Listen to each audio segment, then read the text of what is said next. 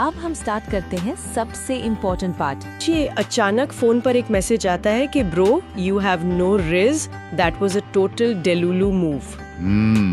और पढ़ने वाला वहीं सिर खुजा रहा होता है कि भाई ये चल क्या रहा है। वही तो, ये कौन सी एलियन भाषा आ गई अचानक से, मतलब समझ ही नहीं आता कि सामने वाले ने गाली दी है या तारीफ कर दी है। बिल्कुल, और अगर इन वर्ड्स का मतलब नहीं पता ना तो लगता है जैसे हम किसी और ही सदी में जी रहे हैं। एकदम सच।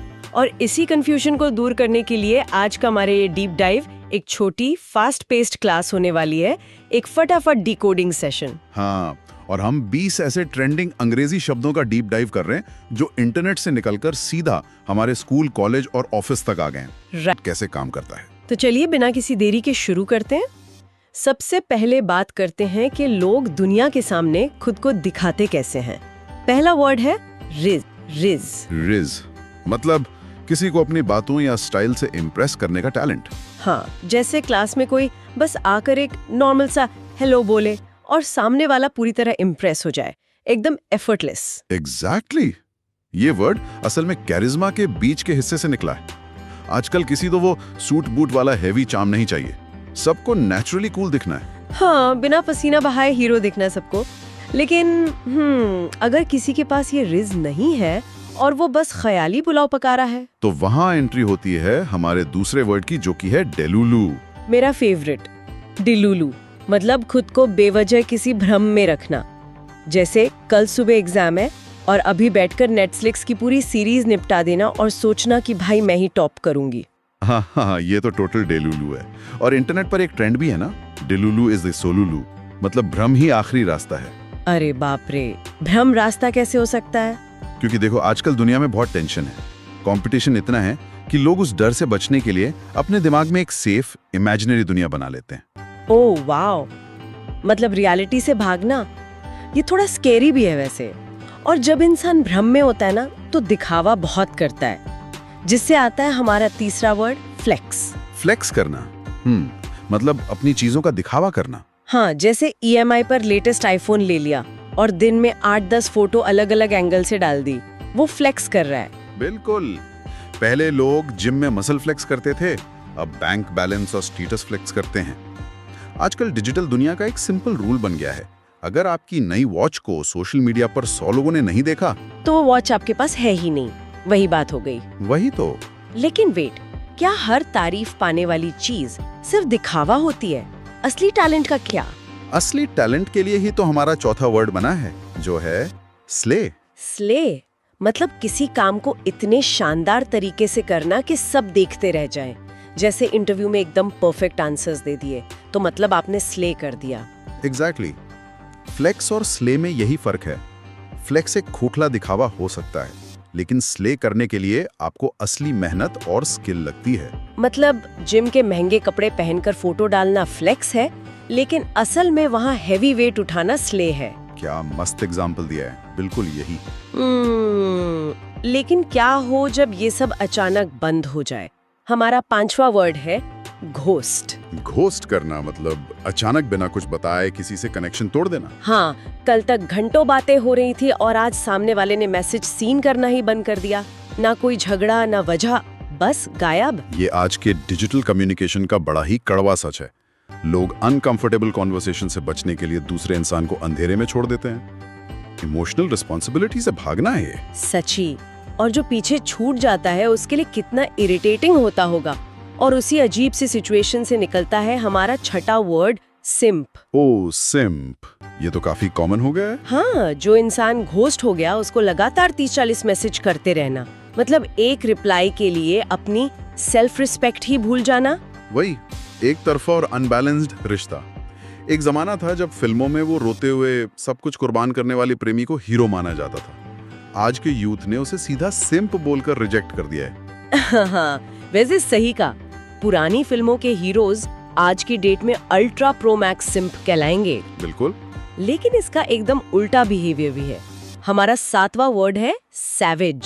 सैवेज होना, बिना डरे सीधा और तीखा जवाब देना। जैसे अगर क्लास में किसी ने बिना बात के ताना मारा और उसको वहीं पर एकदम लॉजिकल और करारा जवाब मिल गया कि वो चुप हो जाए, तो वो मोमेंट एकदम सैवेज बन जाता है। हाँ, पर इसमें और बदतमीजी में फर्क है। राइट। सैवेज होना मेंटल स्ट्रेंथ दिखाता है। पहले चुप रहने को शराफत मानते थे, अब अपने लिए खड़े होने को सैवेज कहते हैं। क्या बात है। चलो अब लोगों के बिहेवियर से आगे बढ़ते हैं और माहौल पर आते हैं। 8वां वर्ड, लिक। लिट मतलब कुछ ऐसा जो बहुत ही धमाकेदार और एनर्जी से भरा हो। हाँ, जैसे कल रात की पार्टी एकदम लिट थी, जब बहुत सारे लोग एक साथ क्रेजी एनर्जी में होते हैं। वही, जब कॉन्सर्ट में हजारों लोग एक ही गाने पर झूम रहे होते हैं तो वो जो हवा में करंट होता है ना, वो लिट होता है। लेकिन हर चीज शोर शराबे वाली थोड़ी होती है। हमारा 9वां वर्ड है वाइब। वाइब मतलब वो फीलिंग या एनर्जी जो कोई जगह आपसे शेयर करती है। जैसे बारिश के मौसम में चाय पीते हुए बैल्कनी में बैठना, या लाइब्रेरी में घुसते ही पढ़ने का मन करना, क्योंकि वहाँ की वाइब वैसी है। बिल्कुल, हमारा दिमाग चुपचाप आसपास की चीजों को रीड करता है और हमें एक फील देता है। वही नॉन वर्बल कम्युनिकेशन वाइब कहलाती है। लेकिन अगर ये नॉन वर्बल कम्युनिकेशन बहुत अजीब फीलिंग दे तो, जैसे अपनी ही कॉलेज के फर्स्ट ईयर की अजीब सी फोटोज देख ली, उफ। हमारा 10वां वर्ड है क्रिंज। क्रिंज मतलब ऐसी अजीब और एम्बैरेसिंग फीलिंग जिसे देखकर झुंझुलाहट हो। हाँ, सेकेंड हैंड एम्बैरेसमेंट जिसे कहते हैं। वैसे एक बात बताऊं, हाँ। अगर हमें अपने पुराने बिहेवियर पर क्रिंज फील हो रहा है तो ये अच्छी बात है। इसका मतलब हमारी मेंटल ग्रोथ हो चुकी है। हमारा नया वर्जन पुराने वाले को रिजेक्ट कर रहा है। अरे वाह, मतलब खुद पर शर्म आना भी एक छोटी सी जीत है। नाइस। चलिए अब देखते हैं जो लोग किसी के बहुत बड़े दीवाने होते हैं। 11वां वर्ड है स्टान। स्टान ये आम फैन होने से बहुत ऊपर की चीज है। जैसे किसी यूट्यूबर का स्टान होना। वो बस वीडियो नहीं देखेंगे, वो बाकी लोगों से कमेंट्स में उसके लिए लड़ पड़ेंगे। हाँ, ये असल में स्टॉकर और फैन को मिलाकर बना है, एक पैरासोशल रिलेशनशिप। लोग ऐसी कम्युनिटीज का हिस्सा बन जाते हैं क्योंकि उन्हें लगता है वो किसी बड़ी चीज से जुड़े हुए हैं। और इंटरनेट पर ये स्टैंस एक वर्ड बहुत यूज करते हैं, जो हमारे 12वें और 13वें वर्ड है, नो कैप और कैप। नो कैप मतलब एकदम सच। हाँ, जैसे ये बुक पढ़ लो, पूरा पेपर इसी में से आएगा, नो कैप। और इसका ठीक उल्टा होता है कैप, मतलब झूठ। लेकिन सोचिए, आजकल हर छोटी बात पर नो कैप क्यों बोलना पड़ता है? क्यों? क्योंकि आज डिजिटल दुनिया में हर चीज पर डिफॉल्ट शक किया जाता है। सब कुछ फिल्टर्ड है, तो असलियत को साबित करने के लिए नो कैप का थप्पा लगाना जरूरी हो गया है। वही तो, सच साबित करना भी आजकल एक टास्क है। और जहाँ शक हो वहाँ आता है हमारा 14वां वर्ड, सस। सस मतलब सस्पिशियस का छोटा रूप। जैसे एग्जाम हॉल में जो सबसे पहले पेपर देकर सोता था, वो आज पेपर में आगे पीछे देख रहा है, तो वो एकदम सस लग रहा है। राइट। हमारा दिमाग जब किसी नॉर्मल पैटर्न को टूटते हुए देखता है तो डेंजर अलर्ट बजाता है। उसी अलर्ट सिस्टम का आज का नाम सस है। ये बहुत इंटरेस्टिंग है। चलिए फटाफट 15वें वर्ड पर आते हैं, मिड। मिड मतलब एवरेज या साधारण। जैसे किसी नई वेब सीरीज का इतना हाइप था, पर देखी तो कुछ खास नहीं लगी, तो लोग बोलते हैं भाई वो सीरीज बड़ी मिड थी। लेकिन पता है, मिड होना आजकल एक ताना बन गया है। सोशल मीडिया की वजह से सबको लगता है कि हर एक्सपीरियंस एकदम टॉप लेवल का होना चाहिए, तो साधारण होना लोगों को एक कमी लगने लगती है। वही ना, सबको परफेक्शन चाहिए जो कि पॉसिबल नहीं है। चलिए अब अग्रीमेंट पर आते हैं। 16वां वर्ड है बेट। बेट जब पूरे जोश के साथ किसी बात पर अग्री करना हो। जैसे किसी ने पूछा रात को गेमिंग करनी है, तो जवाब आएगा बेट, मतलब पक्का वाला हाँ। ये सिर्फ हाँ नहीं है, ये दिखाता है कि उस प्लान में आपकी पूरी एनर्जी और पार्टिसिपेशन शामिल है। और जब किसी का काम दुनिया में सबसे बेस्ट हो, तो वो क्या बन जाता है? 70वां वर्ड, गोट। GOT मतलब ग्रेटेस्ट ऑफ ऑल टाइम। हाँ, जैसे क्रिकेट में सचिन तेंदुलकर गोट हैं, या फिर क्लास का वो टीचर जिसकी क्लास में सबको समझ आता है, वो गोट है। बिल्कुल। इंसान को हमेशा एक ऐसे हीरो की जरूरत होती है जिसे वो सबसे ऊपर रख सके, ताकि उसे पता रहे कि किस लेवल की मेहनत करनी है। सही बात है, पर हर फीलिंग चिल्ला के नहीं बताई जाती ना। हमारा 18वां वर्ड है लोकी।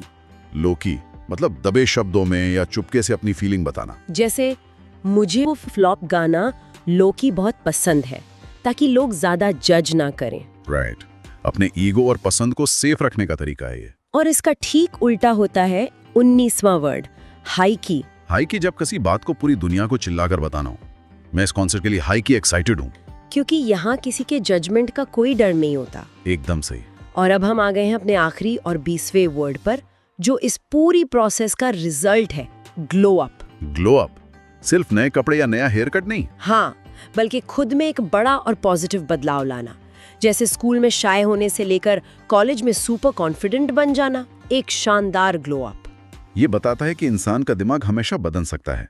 हम सब अपने पुराने क्रिंज या मिड वाले फेस से बाहर निकलकर वक्त के साथ अपना बेस्ट वर्जन बन सकते हैं। क्या बात है। तो ये थी हमारी आज की सुपर फास्ट छोटी क्लास, रिज से लेकर ग्लो अप तक का पूरा सफर। और इस डीप डाइव के बाद मुझे लगता है ये साफ हो गया है कि ये सिर्फ नए वर्ड्स नहीं है, ये नया नजरिया है। बिल्कुल। और पता है मैं क्या सोच रही थी कि क्या अपनी लैंग्वेज को अपडेट करना, नए शब्दों को समझना भी अपने आप में एक दिमागी ग्लो अप नहीं है? एकदम है, क्योंकि लैंग्वेज सिर्फ दुनिया को बयान नहीं करती, वो हमारी सोच को एक्सपैंड करती है, हमारी दुनिया बनाती है। वाओ, ये एक ऐसी बात है जिस पर थोड़ा टाइम निकालकर सोचना जरूर बनता है। बिल्कुल बनता है। तो अगर आज की इस क्लास ने सोच में थोड़ा सा भी ग्लो अप लाया हो और ऐसे ही डेली लाइफ वाले अंग्रेजी शब्दों का पार्ट 2 देखना हो तो कमेंट्स में पार्ट 2 जरूर लिखा जाना चाहिए। हाँ, और इस छोटी क्लास की फीस यही है कि चैनल को फटाफट लाइक और सब्सक्राइब कर दिया जाए ताकि अगला सेशन और भी धमाकेदार और लिट हो सके। वही तो मिलते हैं अगले डीप डाइव में। No cap.